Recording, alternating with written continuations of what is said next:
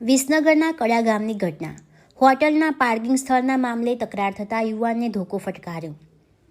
વિસનગર તાલુકાના કડા ગામે હોટલના પાર્કિંગના સ્થળના મામલે 3 શખ્સોએ યુવાનને જાતિ વિષયક અપમાન કરતા શબ્દો બોલીને તકરાર કરી હતી, જ્યારે એકાએક ઉશ્કેરાઈ જઈને એને માથામાં ધોકો મારતા ઈજાઓ થઈ હતી.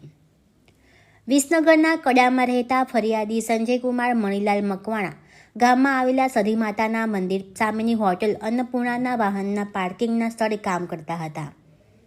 ત્યારે ગામના ધવલ ચાવડાએ ફોન કરીને જણાવ્યું કે પાર્કિંગનો ધંધો બંધ કરી દેજે, તે જગ્યા મારી છે એમ કહીને ફોન કટ કરી દીધો હતો. ત્યારબાદ પાર્કિંગના સ્થળે ધવલ વિજયસિંહ ચાવડા, દિલીપ ચાવડા અને શ્રવણ ઉર્ફે સૌ ચાવડા આવ્યા અને તેઓ પોસ્ટર ફાડવા લાગ્યા, જેથી રોકતા તેને યુવાનને જાતિ વિષયક અપશબ્દો બોલીને ઉશ્કેરાઈ જઈ માથામાં ધોકો મારતા લોહી લુહાણ થઈ ગયો હતો. હોબાળો થતાં લોકોએ એને છોડાવતા 3 જણા જાનથી મારી નાખવાની ધમકી આપીને જતા રહ્યા હતા.